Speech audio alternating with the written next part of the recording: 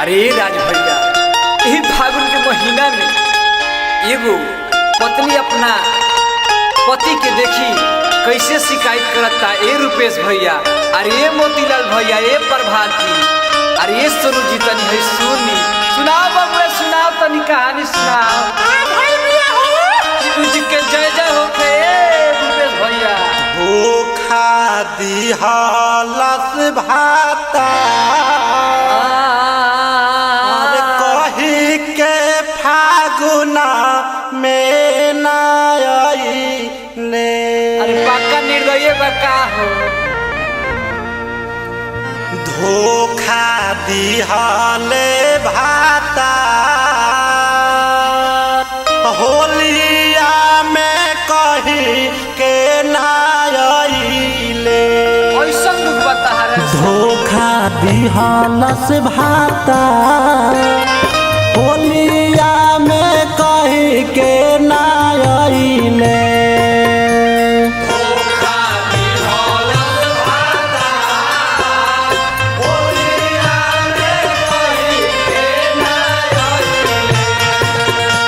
धोखा दिहलस भाता होलिया में कही के न आइले।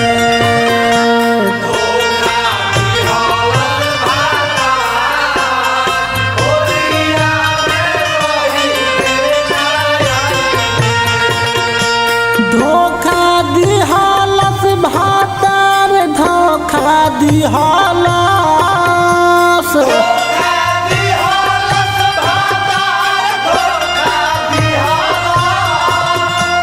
धोखा दिहलस भातार धोखा दिहलस भातार होलिया में कही के न आइले।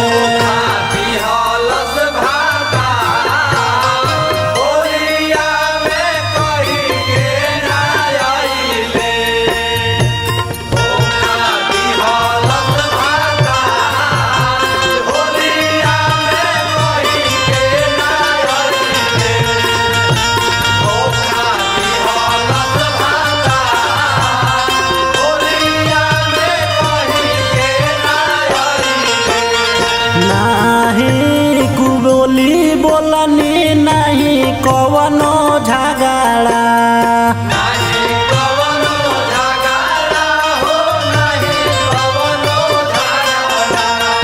होलिया में भीगत नहीं हमर चोली घंघरा।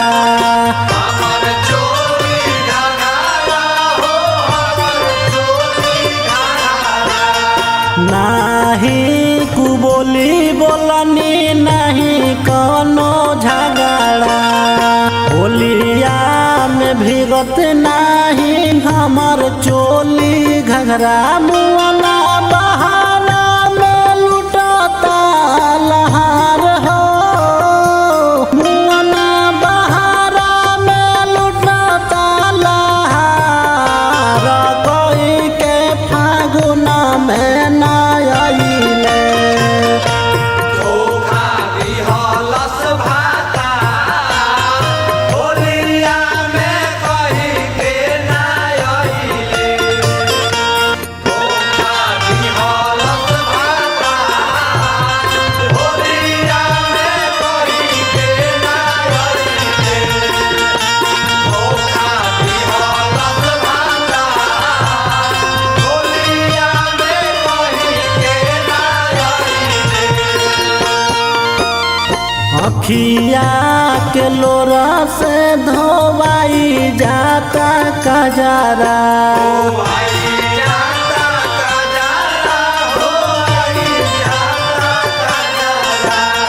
देवरा पार भात हमर सटत नइखे पंजरा।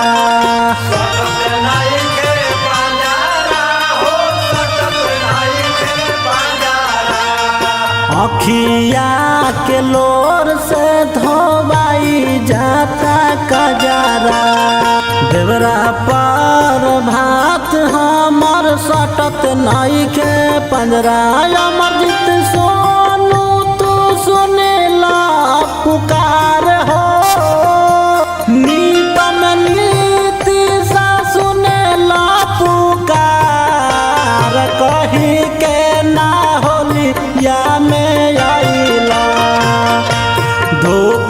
दिहलस भाता कही के फागुन में न अइले धोखा दिहल भातार धोखा दिहले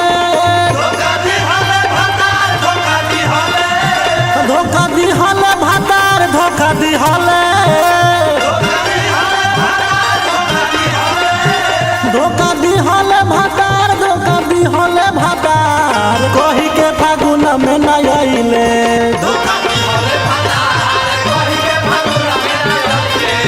धोखा दिहलस भातार कही के फागुन में न अइले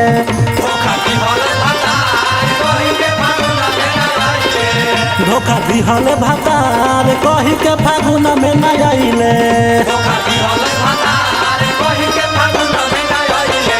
धोखा दिहल भातार धोखा दिहल धोखा दिहल भातार धोखा दिहल